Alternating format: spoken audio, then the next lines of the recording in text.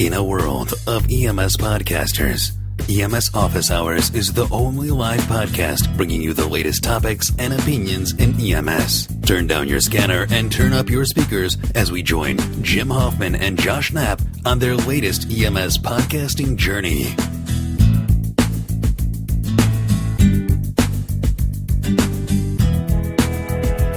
What's up, guys?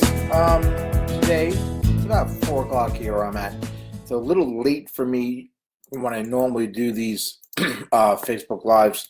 But today, I was reading some stuff and thinking about being a paramedic student or an EMT student and, you know, dealing with rotations. And a lot of people struggle with this. They get very nervous about it. And I don't think there's a 100% right or wrong answer in a lot of it. You know, a lot of times, guys, when you're doing this type of stuff, it ends up being really your first interaction, right, with paramedics or doctors or nurses or whatever. And a lot of these people, depending upon where you're at, they're not getting compensated, right, by your program. So to them, you might be a burden for the day, and others might see you as somebody to use as a kind of a go get me coffee or get me lunch, right? So for you, in order to succeed, to me, is starting up and making a great first impression, okay? You got to be prepared and be on time. Don't ever be late, guys, okay? And for me, on time, 15 minutes more than the start of your shift, all right? Not 2 minutes before your shift starts, okay? Try to give yourself 10, 15 minutes before your shift starts to show up, okay? And don't arrive late, guys. And late is actually any time after your start time, all right?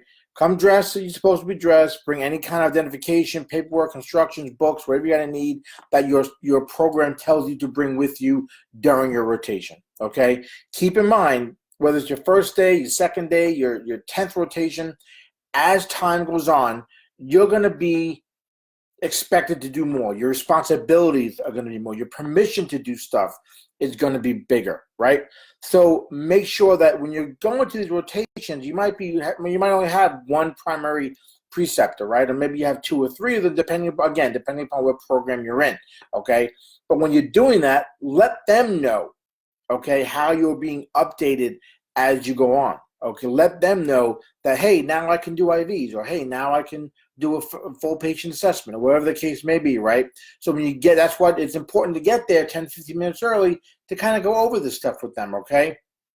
You know, and if it's your first time, guys, when you get to a rotation, try to introduce yourself a little bit, all right? Give them a little overview about you. Okay, you might think they might not want to hear that, but giving them a little bit of an overview of yourself, I think, is really going to help them understand where you're coming from, and also give them an idea of what you're about and what they can expect from you. Okay, let them know that you're appreciative of them being your preceptor and sharing their knowledge with you. Okay, guys, speak with confidence, but be humble.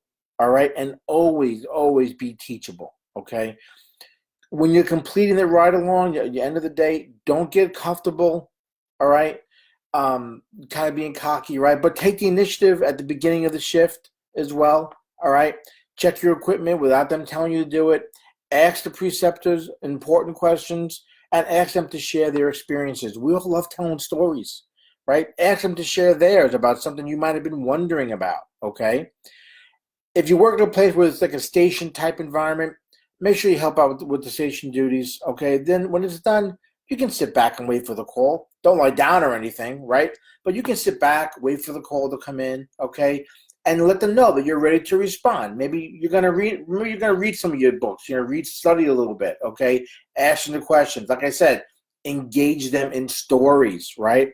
But let them know that you're ready to respond, okay? You know that before that first call comes in, ask them what's expected of you. What you don't want to do is just kind of be very quiet, not say anything, and then a bell rings to go on the call, and now you have all these questions, right? Try to get the questions out before it rings, okay? What's expected of you, what you can and can't do, let them know, all right? It's going to make it for a much, much more smoother experience, all right, when you start to actually go on the calls, okay?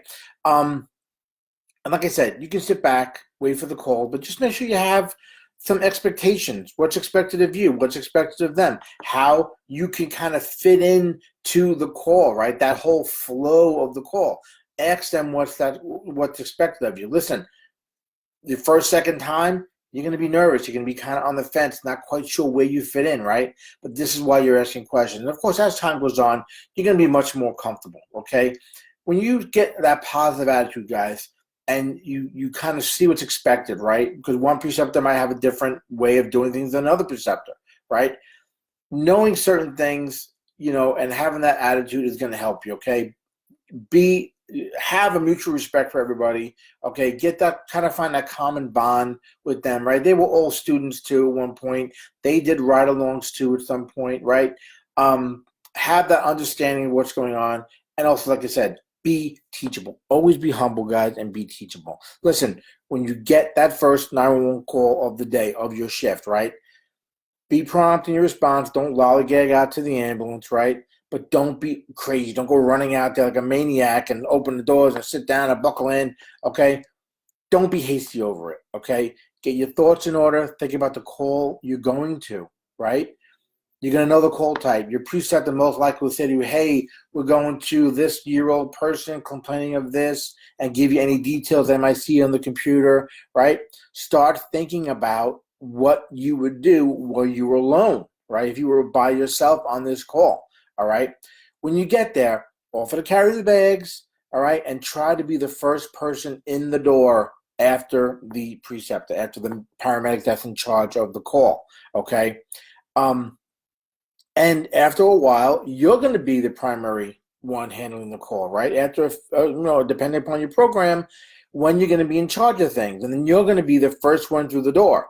And that's when you got to make sure that you are the first one through the door, so that your preceptor now is going to have that role of being a coach, a mentor, right? They're going to be the other medic there watching what you're doing, making sure you're not making any mistakes, guiding you, pointing things out to you.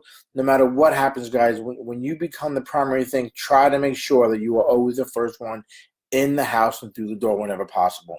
Listen, guys, another thing I suggest, at the end of each call, or at least at the end of the shift, all right, try to do a debrief with your preceptor. Go over the calls, what you did, what you saw, what they did, what they saw, what they think you should have done, but always try to listen more than talk, right?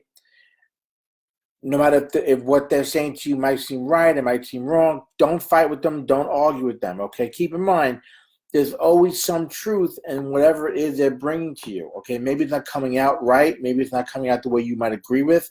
But if you take a moment and you listen, and then you kind of digest that afterwards, I think you're going to find there's some truth in what they're telling you. Don't argue with them unless, of course, it's a dangerous situation. At that point, you're going to have to say something to them to make sure that they're aware that maybe it might be dangerous. And if it's not, and something you felt, of course, it'll be explained to you at that point. Okay. Usually, it's not just you and your preceptor. There'll be another medic or EMT there that's going to also help you as well. And when something's going on like that, where it might be a dangerous situation, they're going to step in. Right. Now, listen. At the end, guys, when you leave that shift and it's time to go home, again, like I said, show your appreciation, guys. Okay. You don't have to go buy coffee. You don't have to buy lunch. You don't have to buy snacks, right? There's no need for that, and there really shouldn't be any expectation of that from your preceptor.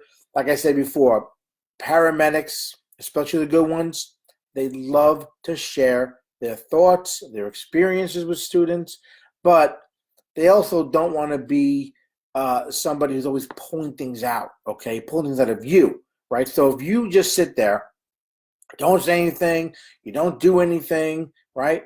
Don't expect them to be forthcoming with information and with stories and with advice, right?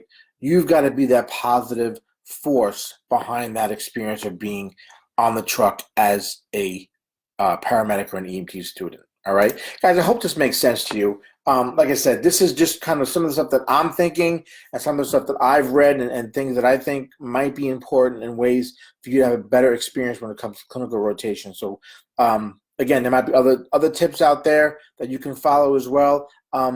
you can go ahead and locate that. I do have a free resource on the website about surviving paramedic clinicals. You can go check that out. But right now, go check out emsseo.com/DX.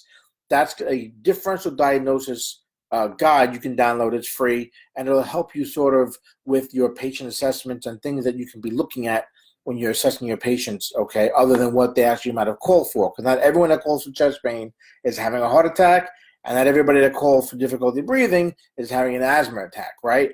There's other things that might be going on. So this resource, this download is geared to help you kind of filter through some of that and get some of the differentials that you might be thinking about when you are assessing your patients. All right, guys, that is it. I hope this makes a little bit of sense. A little longer than I'm used to. We're at about 10 minutes today, so a little longer than what I normally post here on these Facebook Lives, but I hope that you can kind of take some of these ideas I mentioned about doing these clinicals, and it's going to help you when you get to your preceptor, okay? All right, guys, that's it for me. As always, I am Jim Hoffman from emsseo.com. Stay safe.